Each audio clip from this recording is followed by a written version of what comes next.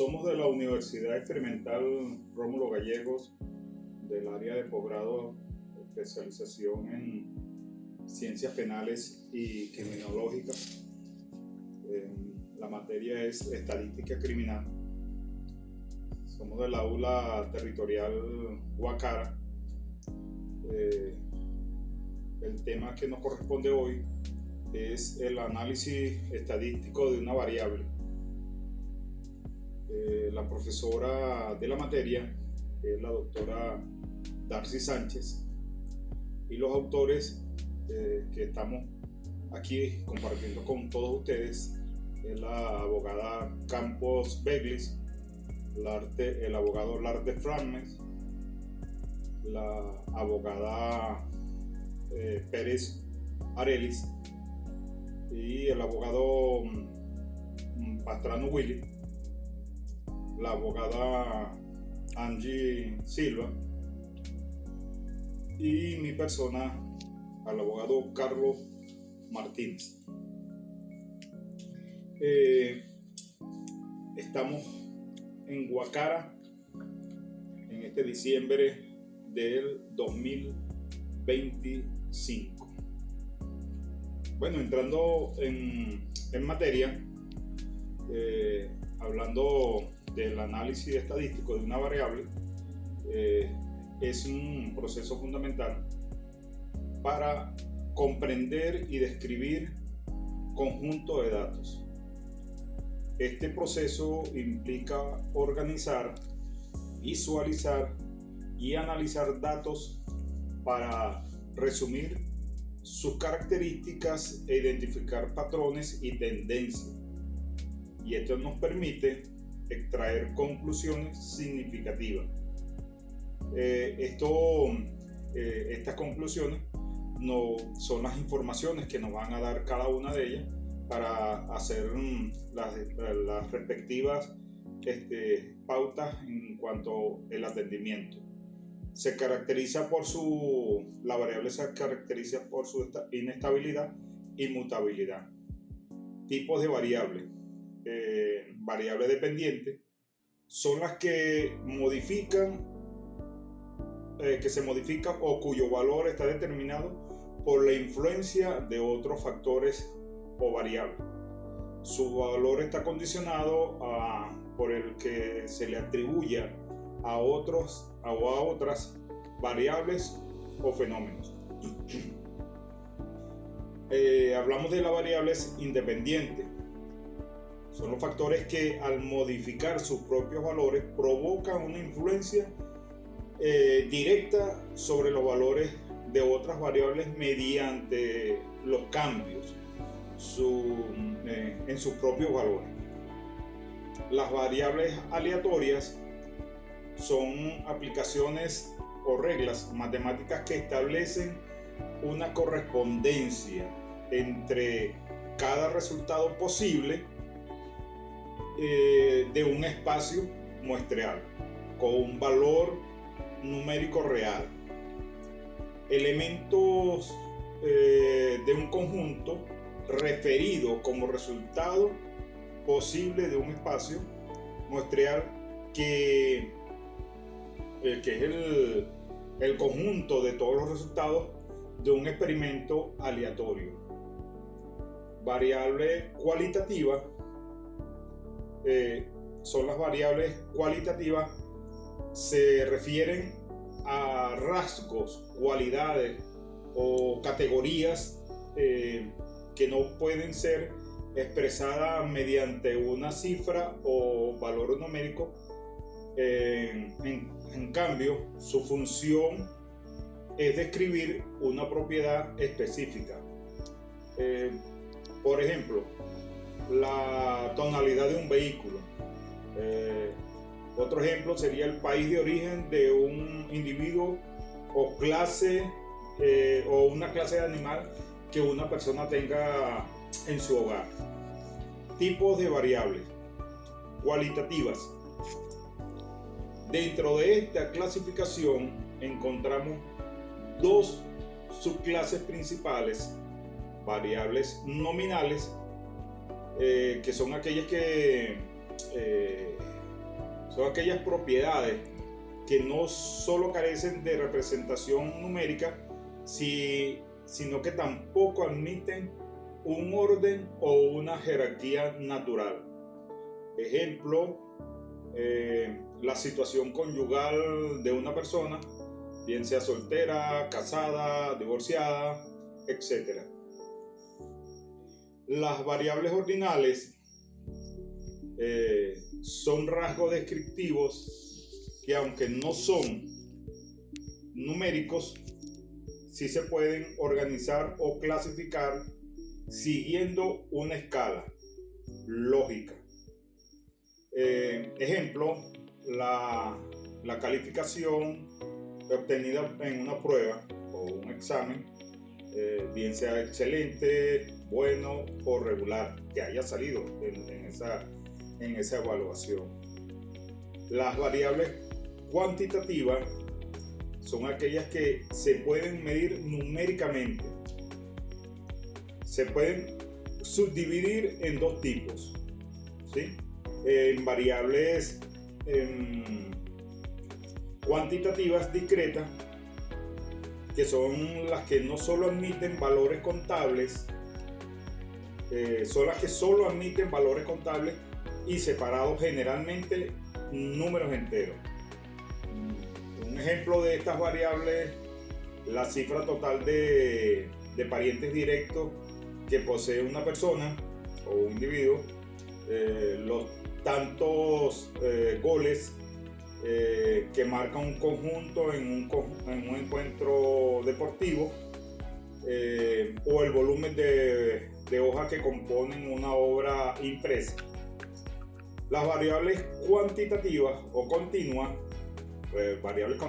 cuantitativas continuas, son aquellas que tienen la capacidad de asumir cualquier medida dentro de un rango específico de valores, incluyendo decimales o fracciones. Ejemplo, la estatura de un individuo, la masa de un artículo o el grado de calor en el entorno, es decir, la temperatura.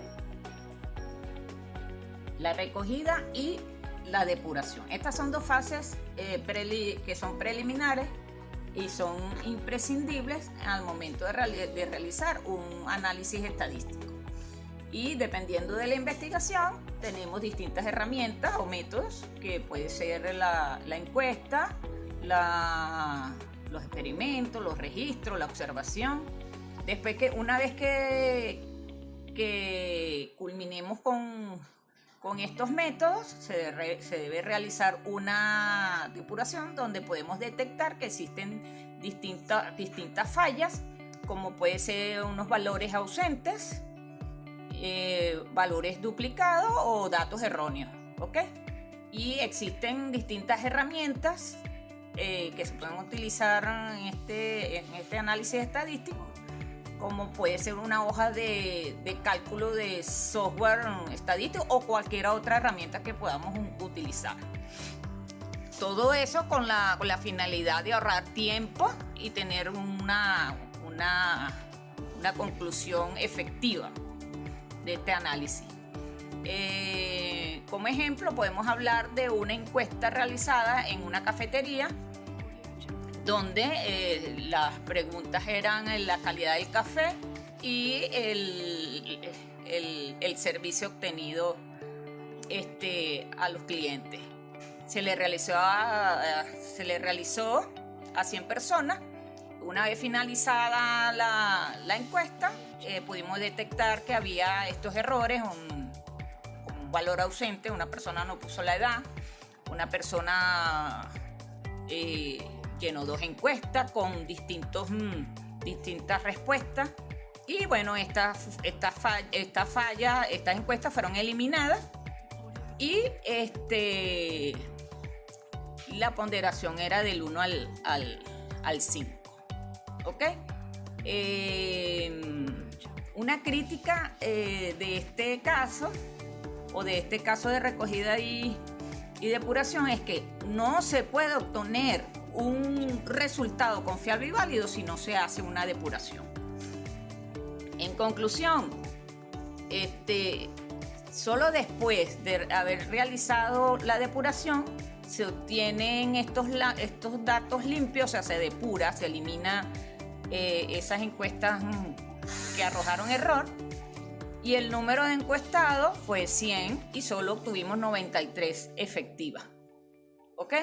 Entonces, con esto nos permite obtener una respuesta efectiva y válida para un análisis estadístico efectivo. Ando con nuestros videos de reforzamiento. Estas explicaciones van a estar, valga la redundancia, bien explicadas en nuestro trabajo. Vamos un poquito a hablar de la interpretación de los datos estadísticos en materia de estadística criminal. Este tipo de interpretación tiene que ser una interpretación totalmente acertada, totalmente dirigida hacia la moral y hacia la ética, y el que lo está interpretando tiene que ser muy objetivo. ¿Por qué? Porque si usted hace una mala interpretación de las estadísticas criminales, eso va a traer como consecuencia datos que no son reales, no se van a poder sacar conclusiones y no se va a poder obtener conocimiento, que es lo que nosotros queremos. Nosotros queremos obtener conocimiento. Ahora bien, fíjense con detenimiento que la interpretación de los datos estadísticos es crucial para todo proceso de estadística criminal. Les voy a poner un ejemplo. La persona toma la muestra o toma los datos de una población donde le pregunta cuál es su problema principal. El 90% dice que es el hurto, el 10% dice que es el aumento del pasaje. Entonces, a la hora de establecer y de evacuar todo ese tipo de datos y de conocimiento, él las manipula y dice de que el 90% dice que es el aumento del pasaje, el 10% dice que es el hurto, cuando en realidad no es así. No es así, porque el 90% de las personas dijeron que era el hurto. Entonces aquí hay manipulación en los resultados de las estadísticas criminales. Esto nos trae como consecuencia resultados que no son eficaces, que no son viables. Aquí podemos reforzar también con los gráficos temporales. Estos gráficos temporales muestran un tipo de datos temporales, como por ejemplo en materia de violencia de género, la ley orgánica del derecho de la mujer a una vida libre de violencia muestra datos temporales donde puede existir un mes aumento de esta violencia y un mes que haya bajado. También podemos hablar un poquito de la centralización de datos, que establece el valor de ciertos datos. Está también la parte de las estadísticas o moda, donde el valor que más se repite, ese es el que se va a establecer. Por ejemplo, 20 personas dijeron que el color que más les gustaba era el azul, entonces la moda va a ser el azul. Aquí hubo un tiempo en esta parte de estadística criminal donde había muchos arrebatos de carteras, arrebatos de cadenas. Entonces, como ese es el delito que más se comete con más frecuencia, entonces ese es el que establece la moda. Ahora bien, aquí podemos hacer una breve crítica. ¿Cuál sería la crítica en la interpretación de los datos estadísticos? Bueno, la crítica sería que tendrían que hacerlos de manera objetiva, de manera honesta, de manera eficaz, aplicando la moral y no manipulándolos. Porque si usted manipula todos estos datos estadísticos, va a traer como consecuencia de que los resultados en las estadísticas criminales no van a ser los más fiables y no vamos a hacer nada con unos resultados en estadísticas criminales que no sean los más fiables, que no sean los mejores. ¿Ve? Porque esto trae como consecuencia conocimiento y análisis. Entonces, en pocas palabras, el que vaya a interpretar estos datos en política criminal tiene que hacerlos de esa manera objetiva, de manera moral y de manera legal. Muchas gracias. mí me tocó hablar de la resistencia a las estadísticas. La resistencia a las estadísticas es algo normal que se da después de un estudio realizado en campo. ¿Por qué? Porque eso tiene que ver con cierto interés que tenga el realizador o el encuestador de esa estadística. Luego viene la resistencia a los cambios. ¿Por qué? Porque una vez arrojado ese resultado de esa encuesta, yo tengo que adoptar cambios para que ese trabajo tenga algo positivo en la población. ¿Cómo verifico yo o cómo me da a mí la encuesta? Me arroja esos resultados a través de análisis de gráficos, curvas, inclinación de curvas, si es positiva, si es negativa, dependiendo de la simetría, porque hay una simetría positiva y hay una simetría negativa. La simetría negativa se va del lado contrario al fin que yo persigo, y la asimetría positiva se va direccionada a lo que yo quiero demostrar. ¿Qué pasa con esos cambios? Bueno, me los va a arrojar a través de estudios y de diagramas.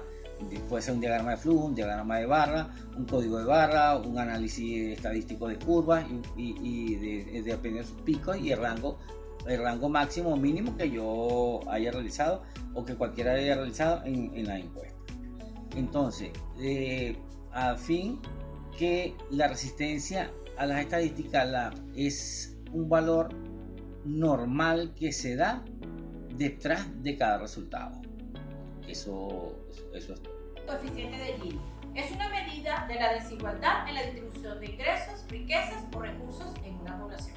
Por ejemplo, en una comunidad donde todos ganan $1,000, se considera como igualdad perfecta, que en medición de las variables se llama valor cero, mientras que en una empresa donde los profesionales o personas de alto rango ganan todo y los demás nada, se indica que existe desigualdad perfecta. Quiere decir que en medición se le llama valor 1. Los valores entre 0 y 1 muestran el grado de desigualdad. Quiere decir que mientras más alto gana la persona, es igual a desigualdad o más desigualdad. En cuanto a la tipificación del análisis estadístico, es clasificar y describir los tipos de análisis posibles según la variable y el objetivo para elegir las técnicas correctas. Ahora bien, para obtener la detección de observaciones anómalas o valores atípicos, esta es vital, ya que estos datos extremos pueden distorsionar los resultados. ¿Qué técnicas se pueden utilizar? Las técnicas estadísticas como la prueba Z, que marca datos a más de 3 desviaciones estándar de la medida. También tenemos las técnicas gráficas como el diagrama de caja, que es una técnica gráfica muy útil en estadística para visualizar rápidamente la distribución de un conjunto de datos numéricos y específicamente para identificar valores atípicos. O el histograma, que es un gráfico de barra utilizado en estadísticas para representar visualmente la distribución de frecuencias de una variable continua.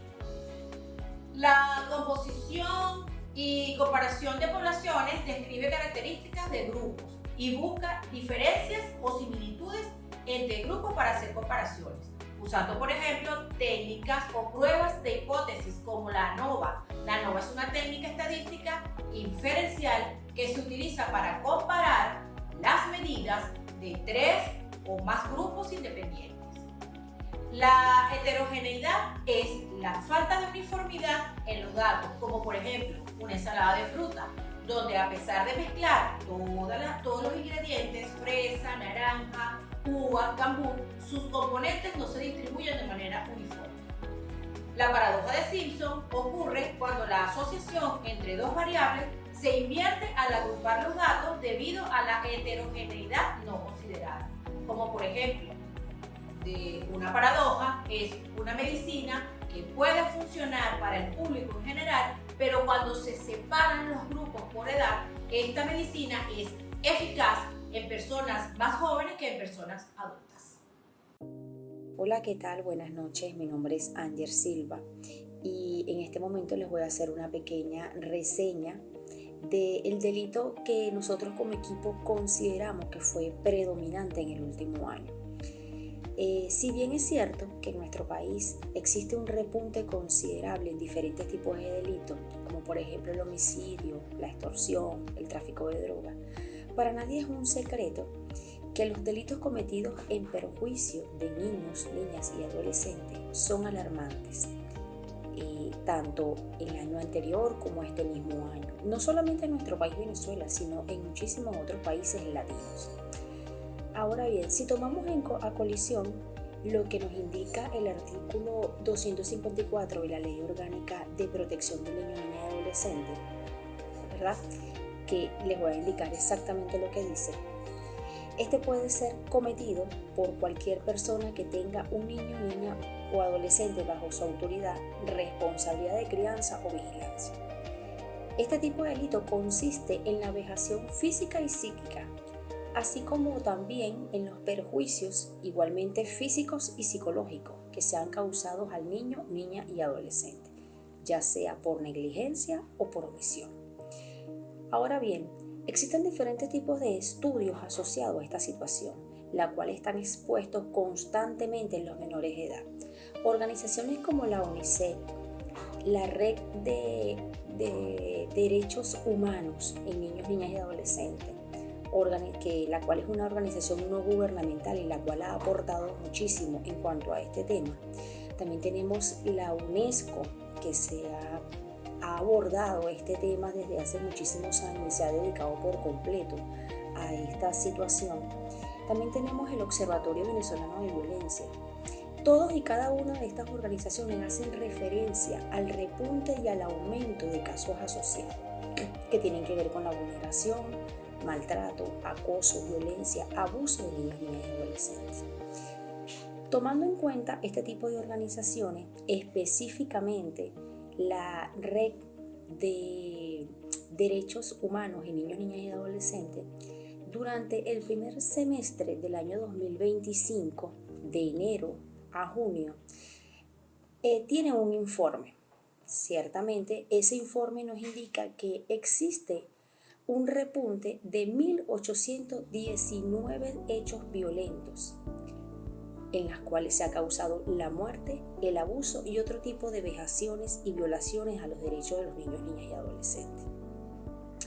Ahora bien, tomando en consideración esto, les voy a mostrar, ¿verdad?, brevemente cómo está estipulado esto, para que ustedes los puedan observar por medio de la misma gráfica acá compuesta. Como les estaba indicando, ¿verdad?, para que ustedes puedan visualizar un poco mejor esta gráfica nos indica, ¿verdad?, que existe un gran repunte en todo lo que es muertes de menores de edad, violaciones sexuales y también existen otras vulneraciones. Esto es según el reporte semestral de la Red de Derechos de Niños, Niñas y Adolescentes, el cual, como les comenté, tiene, ¿verdad?, una totalidad de 1.819 casos. Si nos vamos acá, ¿verdad?, como pueden observar, tenemos que existen 255 casos de muertes violentas en menores de edad. Por otra parte, tenemos 655 casos de violaciones sexuales. Y tenemos también 899 casos de otro tipo de vulneraciones. Asimismo, ¿verdad?, tal cual como nos muestra esta gráfica tan detallada, ¿verdad?, también nos muestra los estados en los cuales se ha visto este tipo de vulneración, o sea, donde más ha existido. Si se dan cuenta, ¿verdad?, tenemos acá al estado Zulia, ¿verdad?, aparentemente, o como nos indica la gráfica, es la que tiene mayor repunte o mayor aumento en este tipo de casos. Tenemos al estado Falcón, luego Bolívar, Distrito Capital, Monagas y por último tenemos a Carabobo, ¿verdad? Aquí tenemos, ¿verdad?, más detallado el estado con mayor incidencia. Tenemos al estado Zulia con 117 casos, al estado Falcón con 161 casos, a Bolívar con 127 casos, el Distrito Capital con 126, Monagas con 113 casos y por último, pero no menos importante, al estado Carabobo, ¿verdad? Con 74 casos. Cada uno de estos estados están detallados acá. Suman la totalidad de las 1.819 casos que están registrados en el informe anual de la Red de Derechos Humanos de Niños, Niñas y Adolescentes, como les estuve comentando hace un momento. Asimismo, la Red de Derechos Humanos en Niños, Niñas y Adolescentes, organización no gubernamental que se ha abocado a este tema de la vulneración de la población infantil durante muchísimos años, en su informe semestral del año 2025 también cuantifica la participación de adolescentes en hechos punibles. Un total de 245 casos, incluyendo 4 casos de menor edad inimputables. Este tipo de datos sirve para identificar patrones y asimismo para ver la magnitud del problema el cual estamos enfrentando como sociedad. Cabe destacar que este informe solo nos indica estadísticas descriptivas y casos documentales, ya que la cifra real es incierta debido a la cantidad de casos que aún no se denuncian. Muchísimas gracias, espero que haya sido de su agrado y buenas noches.